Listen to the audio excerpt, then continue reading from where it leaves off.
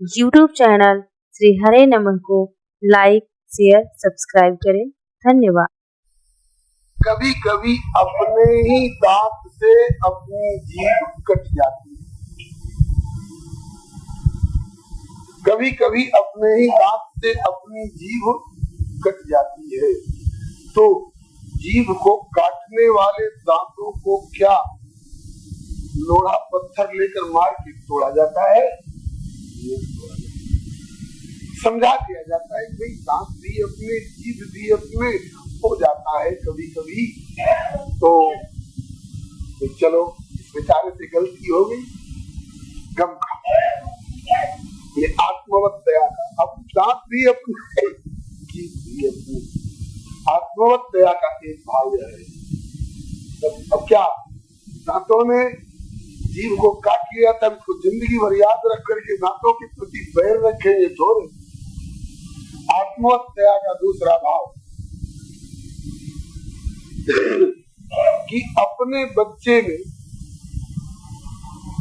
अपने हाथ में कोई चोट हो, कोई दाग हो, कोई कसर हो, तो अपनी गर्दन में ही उसको लटका करके धोया जाता है। अपनी कोहनी टूट गई तो अपने ही गर्दन में उसको धोया जाता है। इस तरह से ये बेचारा अपना ही है, अगर इसमें कुछ दोष आ गए हैं तो चलो ढो। ये आत्मवत दया का दूसरा भाव। तीसरा भाव आत्मवत दया का कि अपना बच्चा थोड़ा गंदा भी हो, माता पिता उसकी गंदगी को अपने अंचल ले लेते। ये नहीं कि इसकी गंदगी से मेरा अंचल गंदा हो जाएगा, क्योंकि अपना बच्चा है। तो ये आत्मवत दया का ये भाव। दूसरा और भाव, बच्चा अबोध है, अभी सड़क पर जाने लायक नहीं है, जाएगा तो साइकिल से, कार से टकरा जाएगा, क्योंकि चलने में लड़खड़ाता है। तो माँ कोशिश तो रखती है कि इसको घर के भीतर ही रखे, किवाड़ बंद करके रखे। कभी किवाड़ किसी की गलती से खुला रह गया, बच्चा घर से निकल गया, सड़क पर चला गया, एक साइकिल से टकरा गया, चोट तो हल्की ही लगी है, तो अब गलती तो उस बच्चे की है, क्यों निकल गया? लेकिन लोग उस बच्चे को नहीं डांटते हैं, उस बच्चे को लाते हैं आंगन में और उस माँ को डांटते हैं, कैसी सावधान माँ है, ऐसे बच्चे से तू इतनी लापरवाह हो गई, उदासीन हो गई, तू अगर संभाल के रखती तो ये नहीं जाता सड़क पर।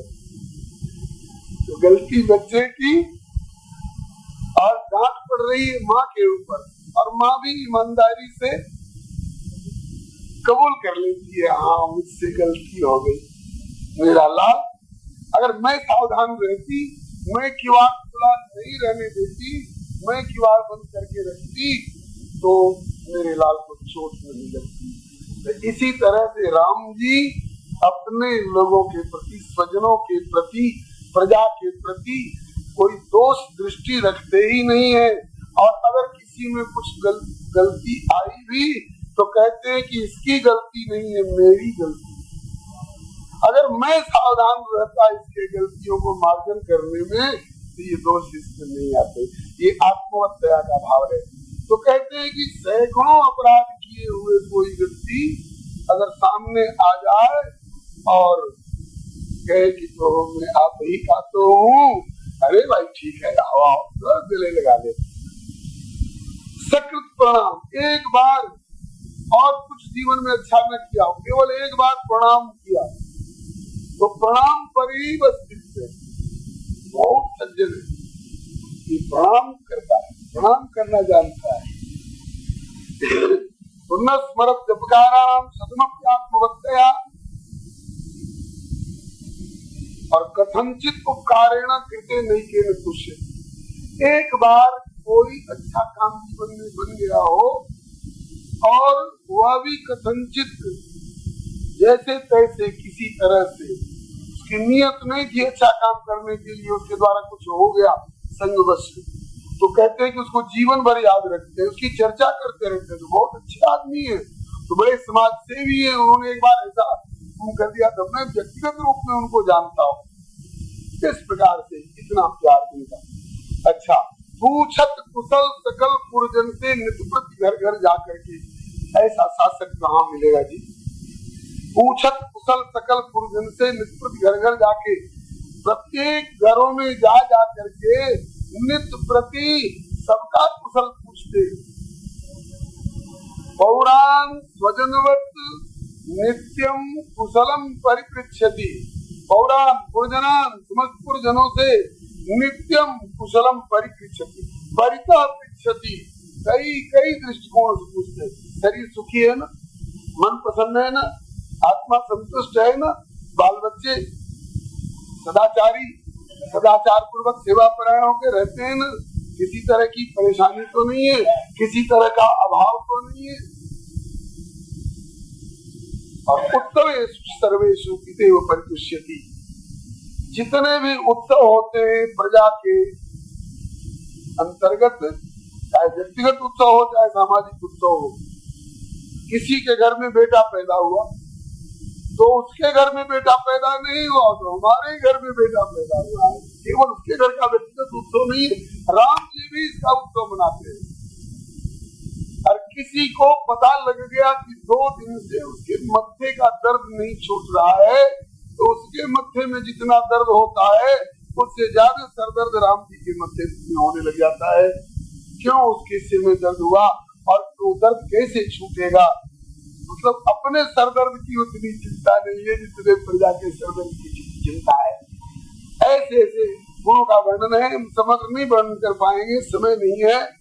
लेकिन प्रथम द्वितीय और तृतीय सर्ग जो बाल कांड के है, अयोध्या कांड के है, श्री वाल्मीकि रामायण वाले, दिव्य गुणगण मणि वर्णन प्रसंग उसका नाम रखा गया है। प्रभु के गुणों का ऐसा भव्य वर्णन है, गुणों के आकांक्षी, गुणों के संग्रही लोगों को अपने प्रभु को समझने के लिए, और हम भी प्रभु के समान इन गुणों को धारण करके उन्हें राजी रखें।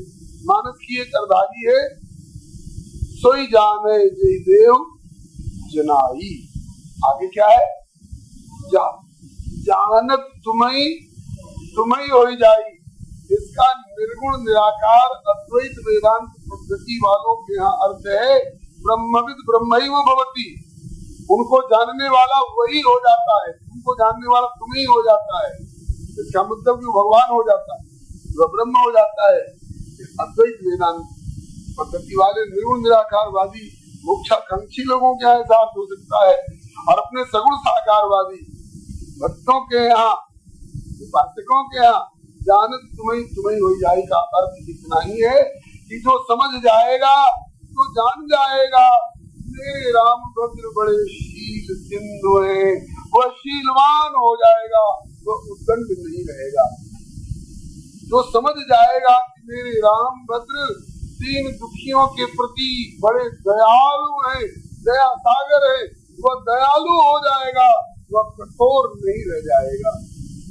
देवो भूत्वा देवम विदेत, जिस इष्ट की आराधना करते हैं उनके अनुरूप अपना श्रृंगार करके, उनके अनुरूप अपने को बाहर भीतर दोनों से तरह से सजा करके और उनकी सेवा में लगना चाहिए, तभी उनको प्रसन्नता होगी। किसी शिष्ट स्वामी का सेवक अशिष्ट हो तो स्वामी कभी भी प्रसन्न नहीं हो सकता है। तो प्रभु के इन दिव्य गुणों ने महाराज सब प्रजा जनों को ही नहीं महाराज बहरे राम बड़ाई करी। इसीलिए महाराज आपके जो सुपुत्र श्री रामभद्र हैं, इनके दिव्य गुणों से आकृष्ट होकर के, प्रभावित होकर के हम लोगों ने ये उत्साह दिखाया है। हम उतना नहीं गुणों का वर्णन कर पा रहे हैं, लेकिन ये वाल्मीकि रामायण का सर्ग देखने लायक है, प्रभु में क्या क्या गुण है। तब श्री दशरथ जी ने कहा कि मैंने जो पूछा आप लोगों से कि क्यों मुझे अपदस्थ करना चाहते हो, मैंने क्या अत्याचार और जो जुल्म आप लोगों के प्रति किया है, क्या बदनामी किया प्रभु की सेवा में, यह मैंने रुष्ट होकर के रोष में नहीं पूछा था आप लोगों से। मैंने यह प्रश्न इसीलिए किया था कि मैं तो अपनी तरफ से अपने सुपुत्र रामभद्र के गुणगणों को जो अनुभव करता ही हूँ। मैं ये सोच रहा था कि क्या मैं स्नेह वात्सल्य बस ममता बस रामभद्र को अच्छा समझता हूँ, नहीं अच्छा समझता हूँ, या मेरी प्रजा में भी इनके गुणगणों की छाप है, ये जानना चाहता था। और आप लोगों के मुख से मेरे रामभद्र के गुणगणों को सुन करके मुझे बड़ा हर्ष उल्लास हुआ है। मैं बहुत प्रसन्न हूँ आप लोगों के इस उद्गार पर, और अब सर्वसम्मति से इसका समर्थन हो गया। अब रामभद्र को राजगद्दी देने की तैयारी हो। सब लोग अपनी अपनी तरफ से सजावट और मंगल इत्यादि सब मनावे। गुरु वशिष्ठ को आज्ञा, गुरु वशिष्ठ से प्रार्थना की कि गुरुदेव अब हमारी आपकी तो सलाह हो गई, अब मैं अपने मुख से कैसे रामभद्र से कहूँ कि मैं तुमको राजगद्दी देना चाहता हूँ। यह संवाद आप ही उन तक पहुँचाइए, और आप अपनी तरफ से राज्याभिषेक के समय में किन किन प्रकार से संयम नियम इत्यादि का निर्वाह होना चाहिए, गुरु की हैसियत से आप उनको समझा दें। तो गुरुदेव गए श्री रामभद्र के यहाँ। रामभद्र घबरा गए। अब तक तो मैं गुरुदेव के यहाँ जाया करता था, अथवा कोई जरूरी काम आ जाता था तो गुरुदेव मुझे किसी सेवक को भेज करके बुलवा लिया करते थे। आज क्या हो गया अचानक गुरुदेव बिना सूचना के? अरे पहले खबर मिलती तुम्हें धूप दीप आरती छत्र चवर बाजा गाजा और फूलों की वर्षा करते हुए गुरुदेव की पधरावनी करता। आज ये गुरुदेव अचानक कैसे आएंगे? आकर के श्री सीता जी के सहित चरणों में प्रणाम किया। बहुत लोग कहते हैं कि औरतों को अपने पति के अतिरिक्त किसी का चरण नहीं छूना चाहिए। औरतों को अपने पति के अतिरिक्त किसी का चरण नहीं छूना चाहिए। श्री रामचरितमानस में स्पष्ट वर्णन है। गुरु आगमन सुनत रघुनाथा, द्वार आई पदनायो माथा, सादर अर्घ देई घर आने, भांति पूज सन्माने, और गहे चरण अकेले नहीं, गहे चरण सिय सहित मोरी, फिर बोले राम कमल कर जोरी। 16 महात्मा ने 450 पूजन करके और श्री सिया जी के सहित उनके चरण पकड़े। श्री राम जी ने भी गुरुदेव के चरण पकड़े, प्रणाम किए, और सिया जी सहित मतलब सिया जी ने भी गुरुदेव के चरण पकड़ करके और उनसे आशीर्वाद लिए और कहने लग गए कि सेवक सदन स्वामी आगमनु, मंगल मूल मंगल दमनु। सेवक के घर पर स्वामी आ जाए, शिष्य सेवक होता है, गुरु स्वामी स्थानीय है। तो सेवक के यहाँ स्वामी का शुभागमन मंगल का कारण हो जाता है, मंगल मूल होता है और अमंगल को नष्ट करने वाला होता है। तदपि उचित जन भोली सप्रीति, पठई काज नाथ नीति। लेकिन सरकार नीति तो ये कहती है कि आप मुझको बुलवा लेते, कोई जरूरी काम आ गया था तो खैर बड़ी कृपा की। प्रभुता तदि प्रभु, आपने अपनी प्रभुता की ओर ध्यान नहीं दिया, आपने अपने गौरव गुरुत्व की ओर ध्यान नहीं दे करके बल्कि मेरे प्रति स्नेह उड़ेलते हुए यहाँ कृपा करके पधारे। प्रभुता तदि प्रभु की स्नेह आगे घर पवित्र हो गया ना। अब आयसु होई सुकरऊ गोसाई, जिस प्रयोजन से शुभागमन हुआ है वो सेवा बताई जाए। सेवक लई स्वामी सेवकाई, सेवक स्वामी की सेवा प्राप्त करे, मुझे सेवा बताइए। सुनि स्नेह ताने वचन मुनि रघुवर ही प्रशंस, राम कसन तुम कहो बस हंस वंश अवतंस। वरनि राम गुणशील स्वभाव, बोले प्रेम पुलकी मुनिराव। मुनिराव भी इनके गुण और शील स्वभाव पर विशेष रीझे हैं, और पिताजी भी राम रूप गुणशील स्वभाव प्रमुदित हो देखी सुनिराव। इसके बाद गुरुदेव ने कहा कि लाल जी, श्री आपके पिताजी आपको युवराज पद देना चाह रहे हैं, और अभिषेक की सामग्री और साज समाज सब तैयारी कर चुके हैं, मेरी अनुमति भी मिल चुकी है। इसलिए राम करो सब संयम आजू, जो विधि कुशल निभाए काज। राज्याभिषेक के पहले दिन जो कुछ संयम होना चाहिए वो सब संयम करिए, ब्रह्मचर्य का निर्वाह करिए, और भोजन वगैरह में भी जैसा कि सात्विकता का निर्वाह होना चाहिए उसका भी निर्वाह करिए।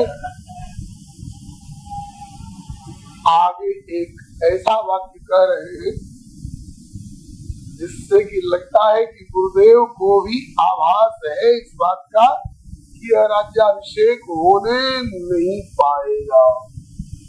वह कौन सा शब्द है? जो विधि कुशल निभाए कार्य, यदि विधाता कुशल पूर्वक इस काम को निर्वाह कर दे। यह शब्द इसके पहले उत्कृष्टि यज्ञ में नहीं कहा, बरात प्रस्थान में नहीं कहा, लेकिन राज्याभिषेक के समय में कह रहे हैं जो विधि कुशल निभाए कार्य। यदि विधाता कुशल पूर्वक इस कार्य को निभा दे तो संयम करो और राज्याभिषेक हो। इसका मतलब कि विधि कुशल पूर्वक निर्वाह करेगा, इसमें गुरु वशिष्ठ को संदेह, क्योंकि तुम त्रिकालदर्शी मुनिनाथ है, त्रिकालदर्शी है, इसलिए वहां भी दशरथ जी से कहा सुदिन सुमंगल तबई जब राम हो युवराज, जब युवराज हो तभी सुमंगल समझना, सुदिन समझना। और इनसे श्री राम जी से कहते जो विधि कुशल निभाए कार्य। गुरु जी शिक्षा दे करके दशरथ जी के यहाँ गए और बता दिया कि मैंने रामभद्र को सब समझा दिया है, अब आप सामग्री जुटवाइए। सामग्री जुटने लग गई, नगर की सजावट होने लग गई, राजकीय स्तर पर भी और प्रजा के ढंग से भी। इधर श्री राम जी पछता रहे, राजगद्दी मिलने का संवाद शुरू करके पछता रहे हैं। किस बात को लेकर के पछता रहे हैं? जन्म में एक संग सब भाई, भोजन शयन के ललिता, कर्ण वेद उपवीत विवाह, संग संग सब भय उषा। हम लोग जन्मे एक साथ, हम लोगों का जन्मोत्सव एक साथ मनाया गया, हम लोगों का कर्णवेद संस्कार एक साथ हुआ, अन्नप्राशन एक साथ हुआ, एक ही तरह की वस्तु खिलाई गई, एक साथ हम लोगों ने खड़िया पटिया लेकर के अक्षरारंभ किया, एक साथ हम लोगों का उपनयन संस्कार हुआ, एक साथ हम लोग एक तरह के सोने का पलंग बना तो चारों के लिए सोने का पलंग बना, सोने का पलना बना तो चारों के लिए सोने का पलना बना, सब काम संग संग हुए, यहाँ तक कि विवाह भी हुआ तो एक साथ हुआ। और एक ही राज परिवार में हुआ। ऐसा नहीं कि कोई सोचे कि उनका विवाह तो बहुत धनाढ्य परिवार में हो गया और हमारा ब्याह साधारण गरीब के घर में कर दिया। नहीं, सब काम एक साथ समान स्तर पर हुआ। तो अब ये राजगद्दी के समय में यह एकांगी झुकाव केवल मेरे प्रति क्यों? जन्मे एक संग सब भाई, भोजन सैन के लड़काई, कर्ण वेद उपवीत विवाह, संग संग सब है उछाह। विमल वंश या सूर्यवंश निर्मल वंश है, इसमें कोई गलत काम नहीं हुआ करता है, लेकिन यही एक निर्मल वंश में, इस सूर्यवंश जैसे पवित्र निर्मल वंश में यही एक अनुचित हो रहा है अथवा अनुचित होता आया है। क्या आज विमल वंश अनुचित बंधु बिहाई बड़े ही अभिषेक और भाइयों को किनारे कर केवल बड़े भाई को ही राजगद्दी दी जाती है। अरे राजगद्दी दी जाती तो चारों को राजगद्दी दी जानी चाहिए थी, चारों का तो राजतिलक होना चाहिए था, चारों के का राज्याभिषेक होना चाहिए था, चारों को छत्र लगना चाहिए था, चारों को श्वेत हाथी पर बिठा करके और झांकी निकालनी चाहिए थी। एक ही भाई को राजगद्दी क्यों? यह अनुचित हो रहा है, यह अनुचित हो रहा है। इस निर्मल वंश का यह एक दोष है। भगवती पार्वती ने जो प्रश्न किए हैं भोलेनाथ से, प्रथम सो कारण कहो विचारी, निर्गुण ब्रह्म सगुण उपधारी, इसका उत्तर भोलेनाथ ने दिया। मुनि प्रभु कहो राम अवतारा, इसका उत्तर दे चुके हैं। बाल चरित मुनि कहो उदारा, इसका भी उत्तर शंकर जी ने दिया है। और कहो यथा जानकी विवाही, यह भी कथा शंकर जी ने कही है, इसका भी उत्तर दिया है। और राज तजा तो दूषण कारी, यह भी एक प्रश्न है। राज्य क्यों त्याग दिया राम जी ने? क्या दोष था? तो दोष राम जी में भी हो सकता है, इसलिए इनको निकाल दिया गया होगा, अथवा राज्य में कुछ दोष रहा होगा इसलिए राम जी ने स्वयं त्याग दिया होगा। यही दो बात हो सकती है। तो क्या दोष था जिसके कारण राम जी ने राज्य को त्याग दिया? तो इसका उत्तर शंकर जी ने दिया तो है, लेकिन अपने मुख से नहीं दिया है, श्री राम जी के श्रीमुख से कही हुई बात को दोहरा दिया है और इसी में उस प्रश्न का उत्तर आ गया। हम क्यों कहें कि राम जी में दोष है? राम जी में दोष है भी नहीं। हम क्यों कहें कि राजगद्दी में दोष है? सूर्यवंश की राजगद्दी में कोई दोष हो सकता है? ताकि राज सौंपने की परंपरा में एक दोष है, और वह भी हम अपने मुख से क्यों कहें? सूर्यवंश जैसे निर्मल वंश में यह एक परंपरागत दोष है, हम अपने मुख से क्यों कहें? बोले राम जी के श्रीमुख से ये बात कही जाएगी तो आगे के बड़े भारी लोगों को भी यह बात समझने को और सीखने को मिलेगी। अगर रामचरित्र पर ध्यान देंगे तो, इसलिए राम जी कह रहे हैं कि विमल वंश अनुचित को बंधु बिहाई बड़े ही अभिषेक, और भाइयों को किनारे करके, बिहाय माने छोड़ करके, किनारे करके, और केवल बड़े को ही राजगद्दी मिल रही है। यह इस निर्मल वंश का एक बहुत बड़ा कलंक है, एक बहुत बड़ा दोष है। क्यों ऐसा हो रहा है? ऐसा न होता तो अच्छा था। अब पिताजी कह रहे हैं, गुरु जी कह रहे हैं, इनकी बात डाली भी नहीं जा रही है, लेकिन यह अनुचित हो रहा है, पश्चाताप कर रहे हैं। श्री शंकर भगवान कहते हैं कि पार्वती, ये प्रभु सप्रेम पछतानी सुहाई, प्रभु सप्रेम पछतानी सुहाई, हरऊ भगत मन के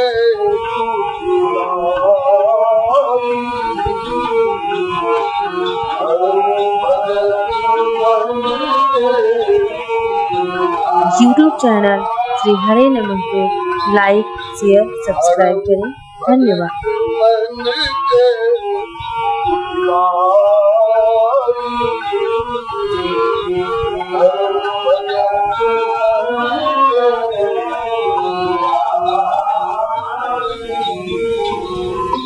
शंकर जी अब मंगल कामना कर रहे हैं, किसके लिए? आगे वाले भक्तों के हृदय में अगर कहीं अर्थ संचय की, लोभ की दृष्टि से भाई का हक हड़पने वाली बात अगर आ रही हो, कुचलाई आ रही हो, तो प्रभु की यह सप्रेम पछतान जो है उनके हृदय की कुचलाई को हरण करते। मतलब भक्तों के हृदय में कुचलाई होती है। ऐसा हो सकता है कि कुचलाई पहले से रही हो और भगत पीछे बने हो, तो पहले की कुचलाई का कुछ संस्कार बचा कुचा हो, तो वह भी प्रभु का यह पश्चाताप उस कुचलाई के दाग को भी हरण कर ले। और हरण किया है। किस किस भगत की कुचलाई को हरण किया है? दो तो उजागर, एक तो श्री सुग्रीव जी और एक विभीषण जी। इन दोनों ने यह कुचलाई सोची थी।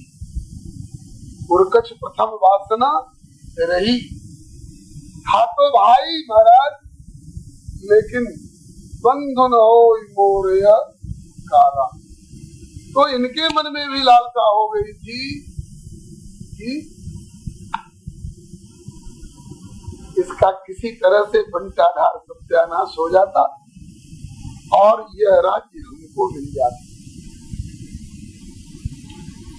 मिल तो गया, तो कुटिलता की छाप तो रह गई ना भगत होने पर भी, लेकिन यह कुटिलता की छाप भी कब दूर हुई? बोले राम भरत की मिलन लगी, भूप भय दो मूक, चतुरन के खट खट सदा समय चूक की हूँ। लंका से लौटने के बाद जब श्री राम जी का और भरत जी का मिलना देखा इन दोनों ने, तो दोनों ग्लानि में गले। अरे राम राम, एक हम भी भाई हैं जो अपने अपने भाइयों को मरवा करके हमने उनके हक को लिया है, और एक भ्रातृत्व इनका है जो ये कहते हैं कि आपका है और वे कहते हैं कि आपका है। तो उनकी कुचलाई फिर बाद में दूर हो गई। ये शंकर जी की मंगल कामना है। प्रभु सप्रेम पछतान सुहाई, हरऊ भगत मन के कुचलाई। गलती कर लेने के बाद कुटिलता अगर हरण हो, दूर हो, तो एक कलंक की हल्की सी छाया रह जाएगी। भगवान शंकर की यह भावना है कि गलती होने ही नहीं पावे, भाई का हक हड़पने ही नहीं पावे।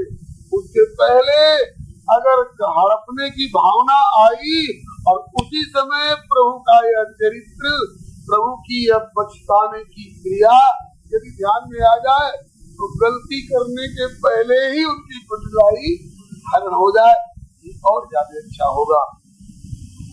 प्रभु सप्रेम पछतान सुहाई, हरो मन के कुचलाई। अब सखा लोग आने लग गए और लक्ष्मण जी आए। लक्ष्मण जी बड़ी प्रसन्नता व्यक्त किए। सखा लोग आए, सखा लोगों ने भी प्रसन्नता व्यक्त की।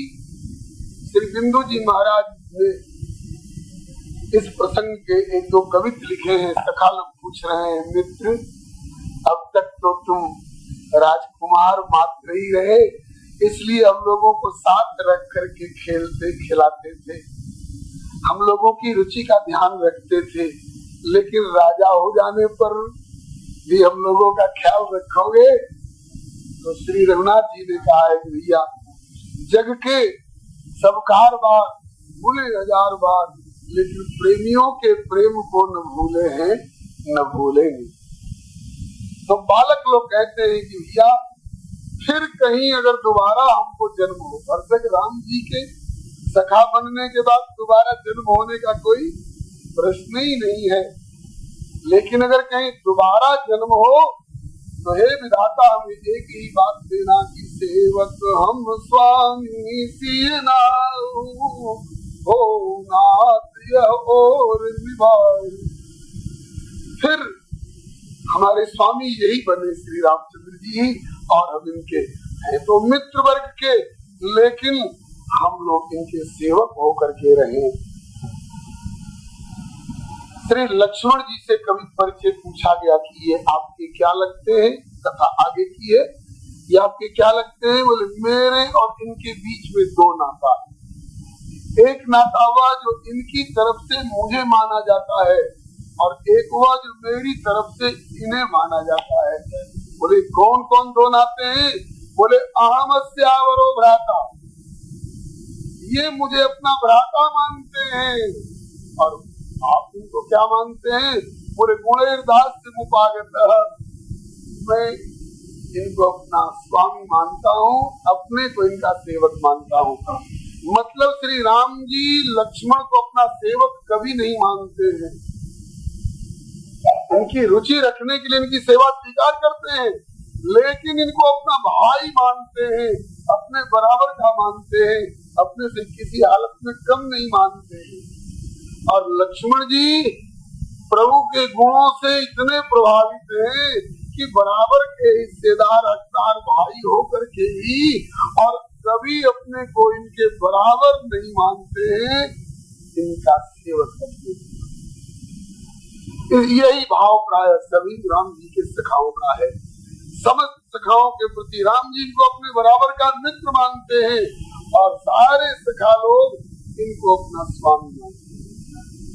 इसीलिए कहते हैं कि इस जन्म में तो हम लोग बड़े भाग्यशाली रहे, पूर्व जन्म का कोई सुकृत रहा होगा कि राम सरीखे मित्र मिले, राम सरीखे स्वामी मिले, और आगे भी अगर जन्म हो हम लोगों का तो सेवक हम स्वामी सीना हो वो नाथ और निवास।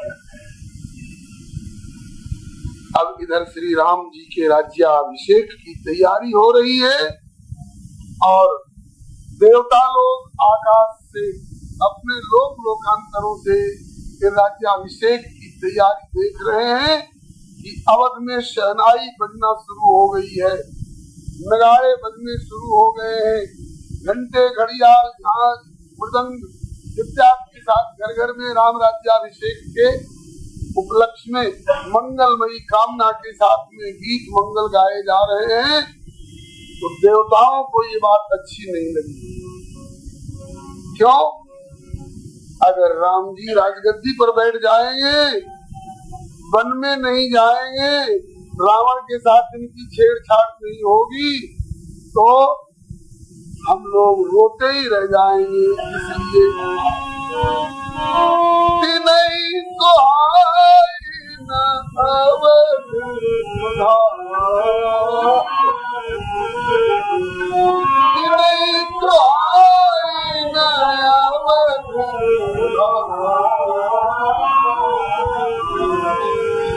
देवताओं को अयोध्या की बधाई अच्छी नहीं लग रही है। क्यों?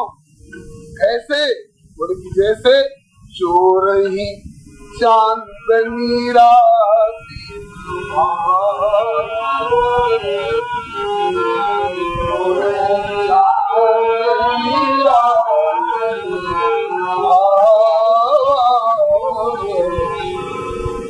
और लोग तो सब अयोध्यावासी सोच रहे हैं सकल कहीं कब होई खानी कब कल हो, कल कब सवेरा हो।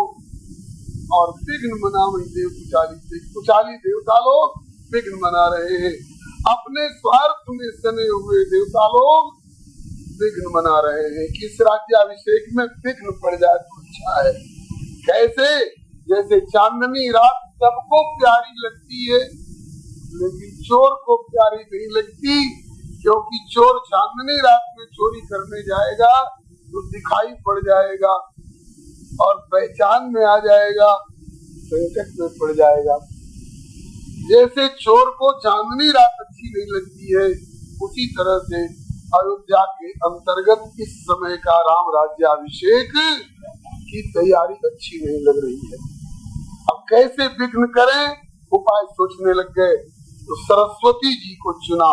हे माता, आप सबकी बुद्धि में, आप सबकी वाणी में, आप सबके कंठ में निवास करती हो, तो सामान्य रूप से आप बरतती रहती हो, लेकिन आज विशेष रूप से अयोध्या जाओ और जिसको आप चुनो इस काम के लायक, किसी एक खटपट वाले स्वभाव के व्यक्ति को, जो आपस में फूट डाल देने में बड़ा निपुण हो, ऐसे किसी व्यक्ति को चुन करके उसके दिल दिमाग में घुस जाओ और उसके द्वारा कैकेयी की बुद्धि को बिगाड़ो। कैकेयी माता की बुद्धि इतनी पवित्र है, इतनी पवित्र है कि सरस्वती के द्वारा बुद्धि जिनकी बिगाड़ी गई है, उस मंथरा के द्वारा उस गाय उभारे जाने पर भी एक बार तो माता कैकेयी कहती है कि क्योरी, श्री रामभद्र का राज तिलक होने जा रहा है और तेरे मन में क्षोभ है, खबरदार जो ऐसी बात कही तो तेरी जीभ कढ़ाओ, तेरी जीभ निकलवा लूंगी। रामभद्र के राजगद्दी का विरोध ने किया तो ये तो मेरा मन चाहा होने जा रहा है। श्री रामभद्र की राजगद्दी का विरोध करने की बात तू फिर कहेगी तो तेरी जीभ निकलवा लूंगी। श्री रामभद्र के प्रति कितना प्यार है, और उस कैकेयी माँ को ऐसा बिगाड़ा इस दुष्टा ने। महाराज कहती हैं कि दशरथ जी का प्राण चला जाए तो चला जाए, मैं विधवा हो जाऊं तो हो जाऊं, अयोध्या स्मशान बन जाए तो बन जाए, त्रिलोकी उजाड़ हो जाए तो हो जाए, लेकिन राजगद्दी मेरे पुत्र को मिलनी चाहिए। जल पै सरिस बिकाय देखो प्रीत गिरीश भली, तिलक हो रस जाए कपट खटाई परत। बहुत बहुत से दृष्टिकोण है। यहाँ देवताओं ने सरस्वती को प्रेरित किया। सरस्वती देवताओं की इस प्रार्थना को सुन करके और सुन सुर विनय छठाड़ी पछताने लग गई। हाय, ये देवता कितने नीच है, ऊंच निवास का बहुत ऊंचा है, लेकिन नीच कर करने कितनी निम्न स्तर की बात ये सोच रहे हैं। अपने सुख स्वार्थ के आगे ये देख ही न सकी पराई विभूति को ये नहीं देखी। मेरा सुख साम्राज्य बना रहे, चाहे अयोध्या उजड़ जाए, चाहे दशरथ जी के प्रति भी कृतज्ञता है ये देवताओं की। दशरथ जी ने कई बार इन देवताओं की देवासुर संग्राम में जाकर मदद की। देवता लोग अगर कृतज्ञ होते तो उन्हें यह सोचना चाहिए था कि भाई ऐसी रचना हो जिससे हमारे परम हितैषी संरक्षक कम से कम दशरथ सुरक्षित रहे। लेकिन दशरथ जैसे हितैषी जो कई बार जा करके देवासुर संग्राम में देवताओं की मदद कर चुके हैं, रक्षा कर चुके हैं, और आज दशरथ के प्राण की योजना ही बनाने की सोचने लग गए। ऊंच निवास नीच कर तू थी, देख न सकहीं पराई विभूति। लेकिन सरस्वती को जाना होगा। क्यों जाना होगा? एक देवता कहते, दो देवता कहते तो उपेक्षा कर देती।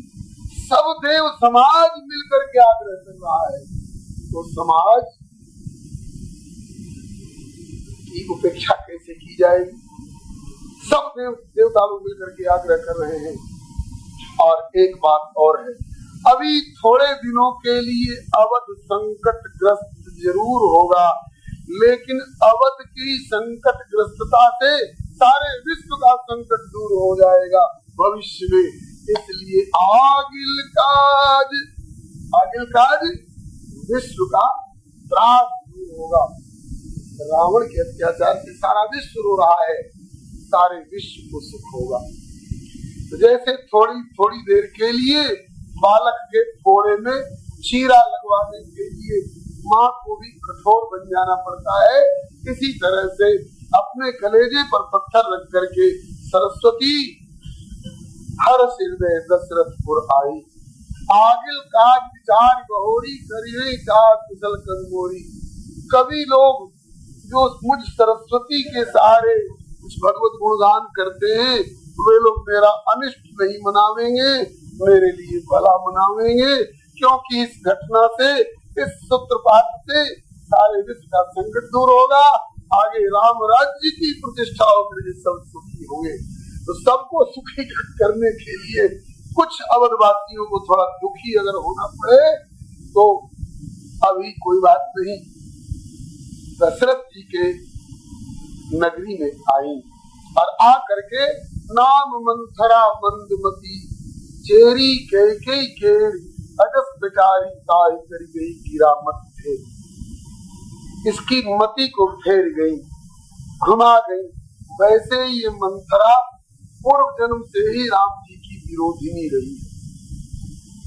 हाँ, एक बार देवासुर संग्राम में भगवान विष्णु ने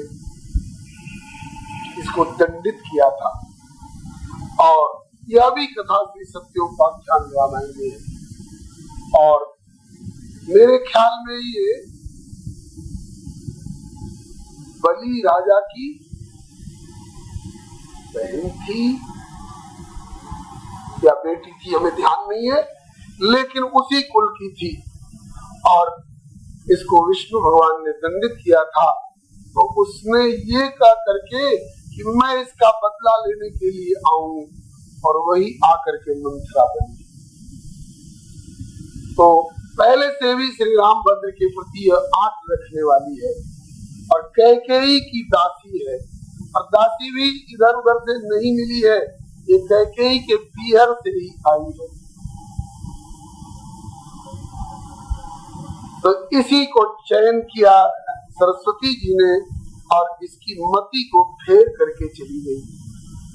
मंथरा ने नगर की सजावट देखी, लोगों से पूछा ये किस बात की इतनी सजावट हो रही है।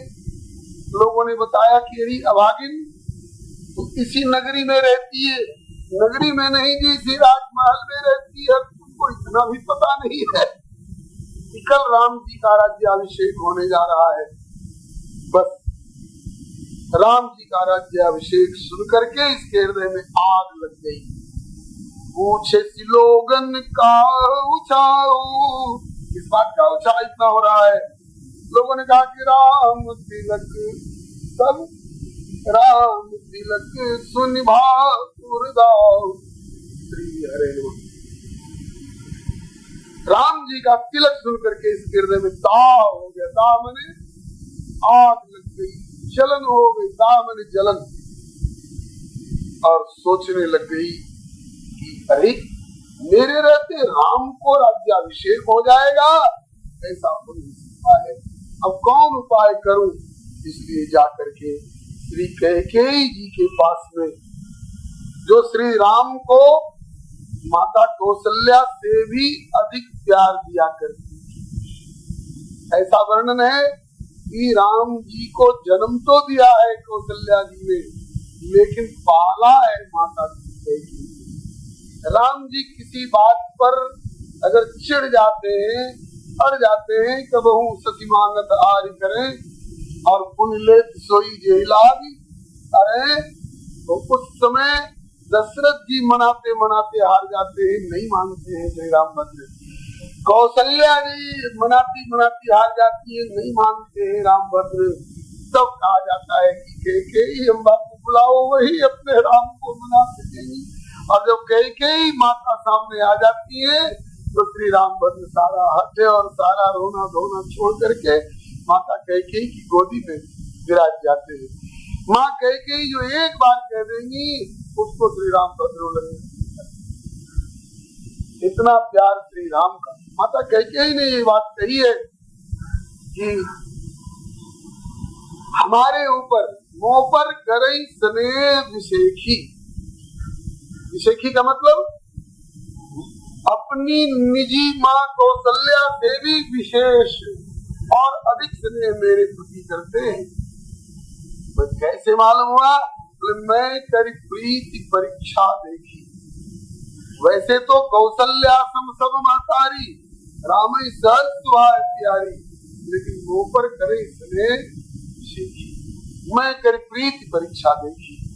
माता कैकेयी ने इतना तक कह दिया कि इस समय तो मुझे वही मात्र सौतेले बेटे के रूप में प्राप्त हुए हैं।